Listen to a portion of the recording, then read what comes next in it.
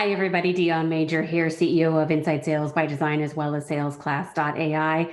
And thank you for joining our podcast, Universal Sales Truths. We started this podcast to share stories and journeys of universal sales truths, meaning what was true to forge a relationship with clients in the past. It was true in the past and will be true today and will be true tomorrow. And so we're bringing guests to you and speakers that have amazing backgrounds and experience to share pieces and parts of their journey and their stories. And we know that you will be inspired and you will learn something and hopefully get some folks to connect with as well, and broaden your circle and your network, because that's what this life and world is all about, are the human connections we make at the end of the day. So thank you so much for joining us today. Thank you for listening to the Universal Sales Truth podcast. And we hope to hear from you soon. And I know that you're going to leave inspired.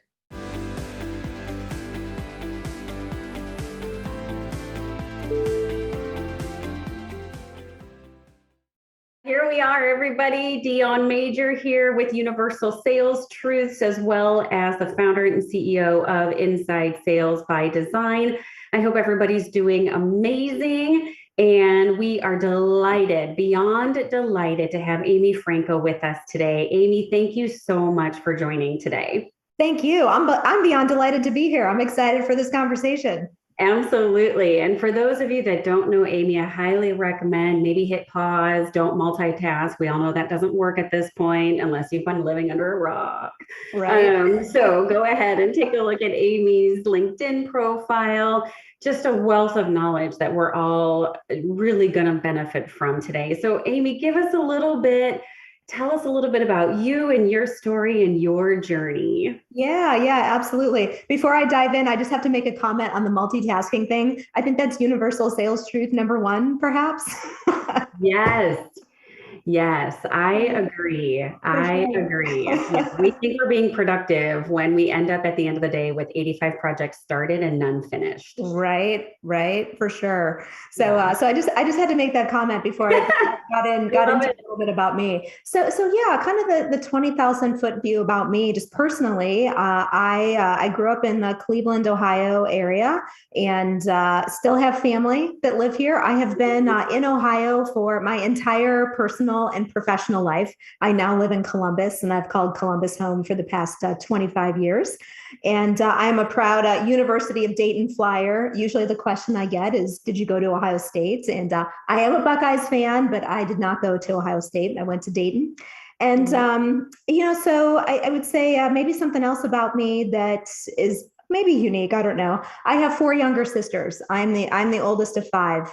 And so I think that my leadership path was laid out ahead of me from a very early age, if you will. Yeah, there's something to be said for birth order, for sure. Right. I agree with you. Outside of my professional work life, and we'll probably get into that a little bit. With my sales career progression, but I am very passionate about women in leadership and girls in leadership. So I am the chair of the board of directors for my local Girl Scout Council. And I think maybe something else about me personally that kind of drives who I am is I played a lot of sports as a kid growing up. So those are maybe just a few little personal things about me, and we can keep digging in a little bit further. Yeah. What sports did you play? So when I was a kid, this is probably like, 4th, 5th grade, I played basketball, I played softball, I played any sport that I could get into. Those are my primary sports. I also did cross country and track as a kid. My husband and I were just talking yesterday that this is a bunch of years ago, probably a decade plus now. I was invited to be a part of a golf tournament for a leadership event. I had never played golf before. And so I'm panicking because I have to play golf with all of these leadership executives at my company, sales leadership executives. So what I ended up doing was I hired somebody to teach me how to play. I took golf lessons, bought myself a set of clubs, and my whole goal was just to not make a fool out of myself in front of all of these executives. Yeah. Oh my gosh, that is so funny. So So, have you, so I'm a terrible beginner golfer, I guess is what I'm saying. yeah, no, I'm with you on that. Golf and anything with a racket, I struggle with too. And but I don't know about you. What do you like most about sports and stuff? I love, and maybe this also feeds into sales. I love the both the team aspect of sports and the individual performance aspect of sports. I think that's why I gravitated toward a lot of team sports was I loved being a part of a team. I loved like having a role on the team, and Yeah, I loved the practice. And yeah, I loved winning. Like I yeah, just loved everything about it. It fueled yeah. my competitive spirit for Yeah. sure. Yeah, I agree. And so that is a perfect segue into tell us a little bit about your career journey as well. Yes. So besides my scratch golfing journey, so as far as sales is concerned, I got my first experience in sales when really probably when I was in high school and college. I had a couple of summer jobs. One was at a tech company, and one, interestingly enough, was at a real estate firm. So I this is before like Zillow and all of that stuff. I answered phones for a real estate firm. Yeah. So I think those are kind of my early experiences in both entrepreneurship and sales. And I didn't realize it at that time, but those were, I think, experiences that helped me maybe find my first job coming out of college. So I really didn't have anything specific. I kind of fell into sales. I think now you have sales degrees at universities and like people can take that path. But I landed my first job out of college. It was an inside sales job and it Yeah. was for an IBM reseller. So I did inside sales, selling all kinds of PC technology. And after that, my career kind of took some interesting transitions. I stayed in technology for the first 10 years of my career, and I did some work as an IT consultant, which was an early experience and what I didn't want to do with the rest of my Yeah. career. Great learning, but not something I wanted to continue on. And then Yeah. I had the opportunity to get back into sales. From that, I got my first my first adult job, if you will, at IBM, and what I feel like is my first adult sales job. Yeah. And so that was really kind of the springboard to where I am today. I worked at IBM and then also for Lenovo for the first Okay. part of my career. And I had a variety of jobs. They were all client facing, quota carrying, and I did that for about 7 years. And then about 15 years ago, I took a big pivot into entrepreneurship, started my own firm, and it's a blend of learning and development, sales. It's taken a lot of twists and turns over the years, but what it looks like today is I get the opportunity to work with CEOs, with sales leaders, mostly in mid-market sized organizations, I'd say, and the industries run the gamut, but they are all looking to improve and grow. So I get to work with those CEOs and sales leaders and their sales teams on Yeah. anything from strategy to skill development. So, Yeah. so that's a little bit of my career progression and where it's taken me. Yeah, yeah, I think that's amazing. And so good. And so, with all of that, as you're kind of going through that journey, what have you really discovered that you love about sales? Yeah, so I would say there's a few things. I would say the first has been the interesting journey of different types of sales. So I've had the opportunity to do large enterprise sales, like really big complex deals. I've had the opportunity to do entrepreneurial selling, so Yeah. working for my own firm, bootstrapping it, every part of the sales process, Yeah. right? And then also, interestingly enough, the professional services sales. So different types of sales. Professional services is one I spend a lot of time on, solution selling. So I think that's one of kind of my aha moments is just having that well-rounded type of experience. I think helps me give my clients some good, interesting perspectives. I would say the other thing was that I learned was that I loved sales early on. I was Yeah. really excited to be in a client facing sales role. Yeah. Um, and then the last thing I would say, probably like another like learning aha moment was I had the opportunity early in my career to shadow successful people. successful Yeah. people on my team, successful people on other teams, specifically within IBM. That really helped me a lot to be around those successful people and what did they do and modeling the things that they did to help me be successful. Yeah.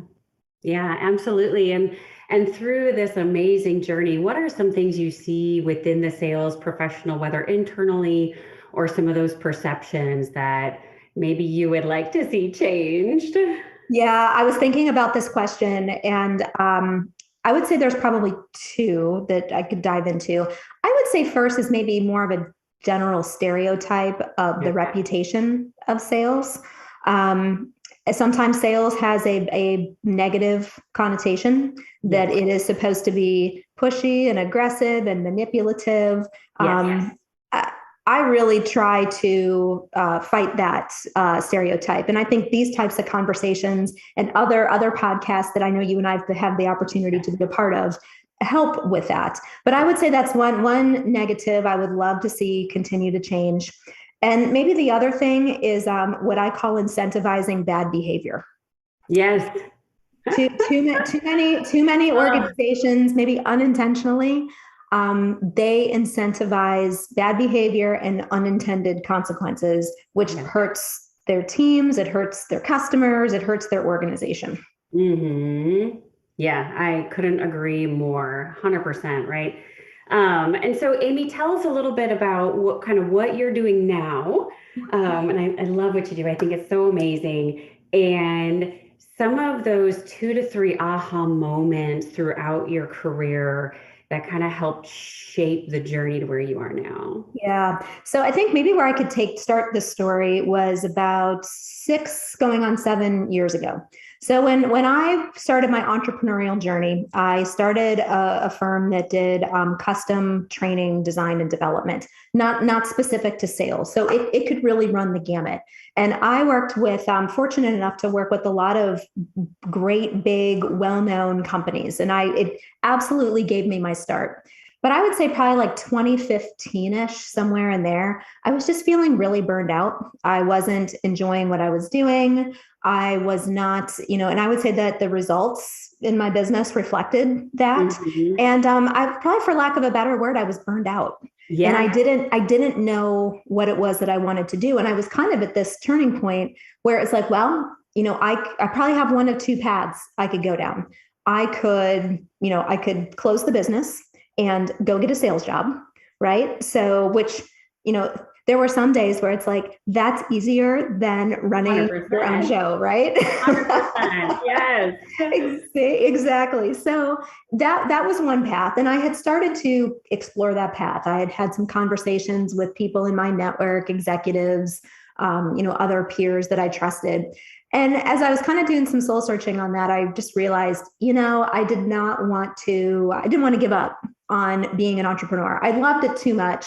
And it was like, well, if I'm not going to go down the path of getting a sales role, my other option is to kind of reimagine my business and turn it into what I wanted to turn it into, and kind of turn the burnout sort of into fuel to recreate. So, taking a little bit of time off and thinking about, all right, what would I like the business to be? And I don't know about you, or anybody else listening, but do you ever make a decision and you're like, I want this decision to come to pass like by tomorrow, right? Yes. Yes. Hurry up. It's not happening fast enough. So this is an evolution. So for anybody who's listening or watching that is maybe going through something similar, you're trying to figure out what's next.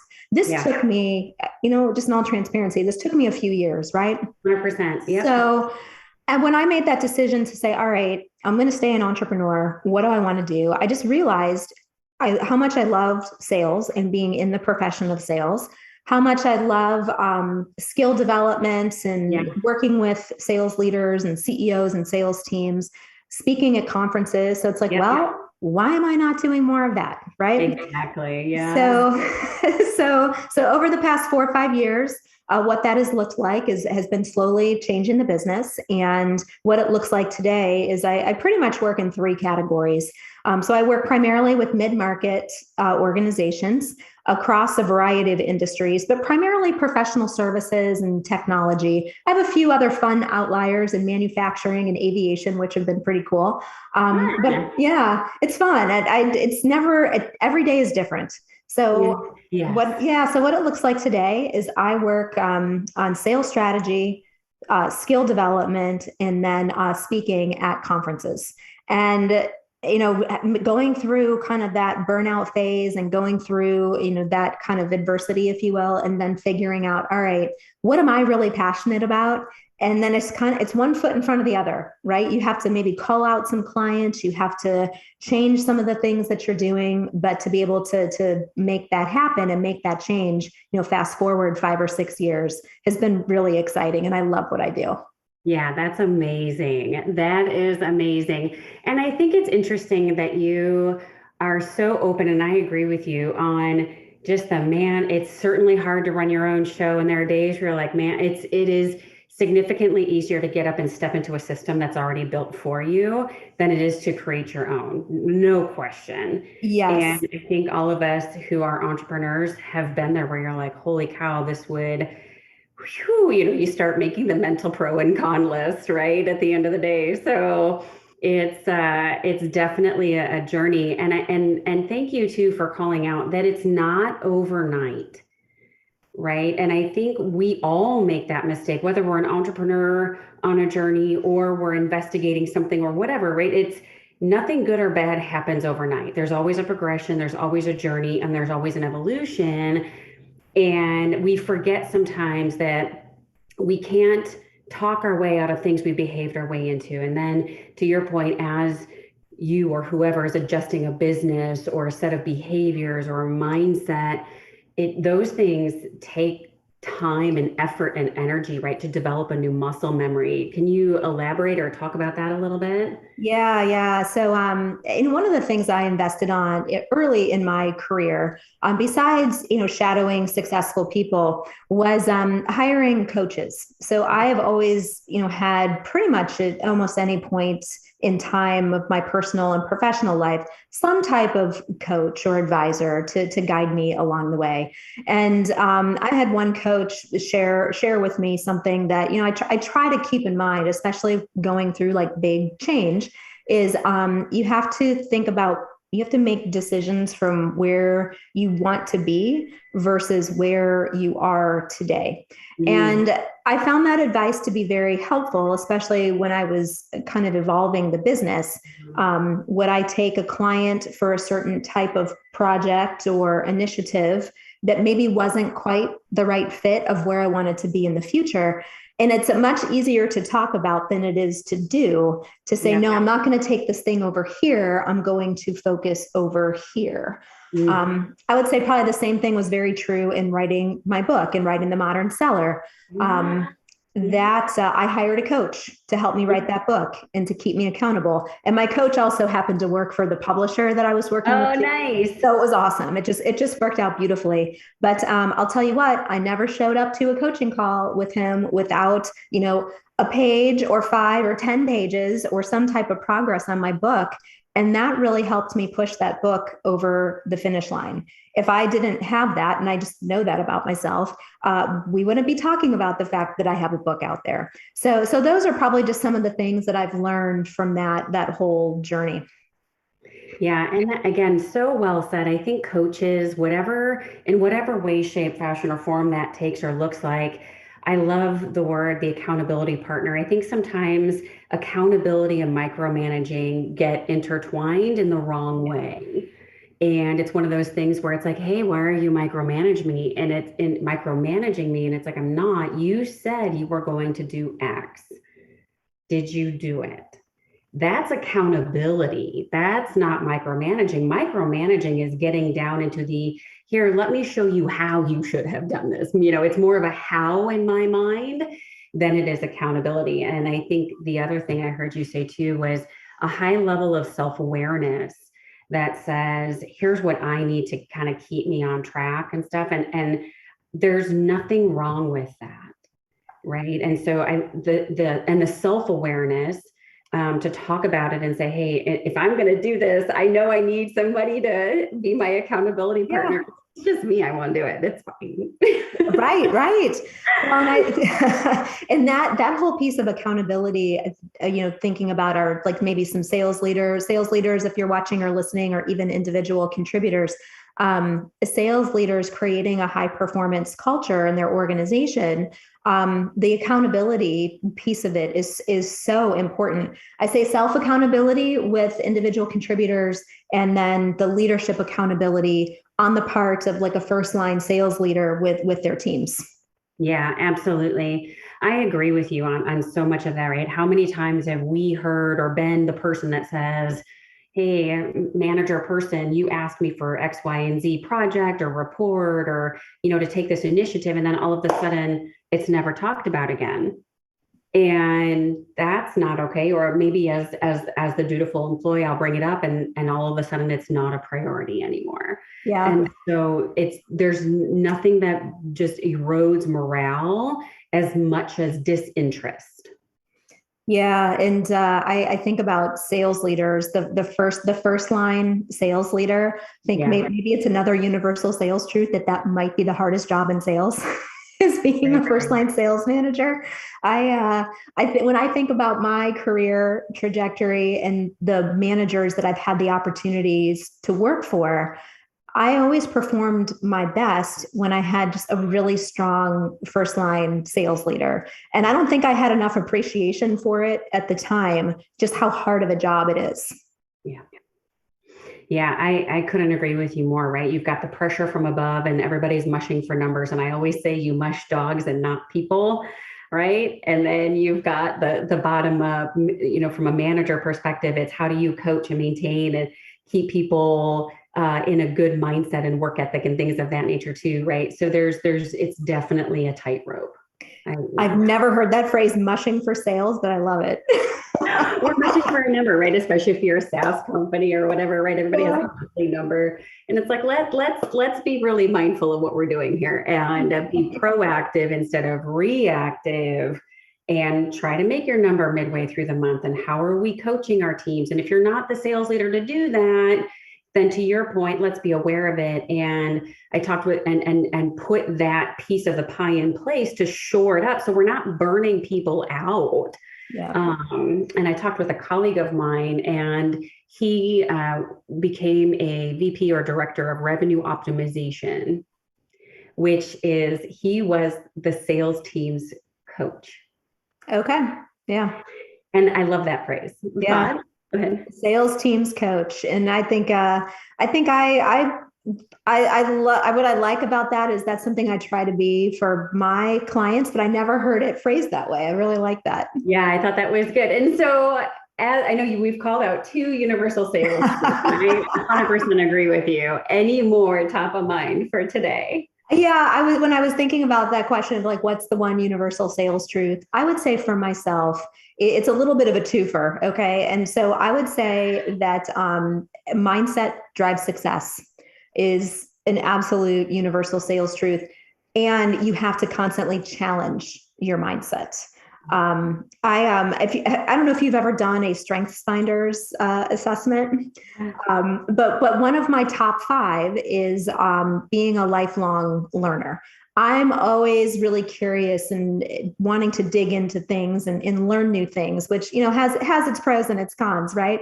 But I would say the one pro of that type of approach is always being focused on mindset and how can I maybe challenge or reimagine my mindset. So I'd say that's a twofer on a universal sales truth.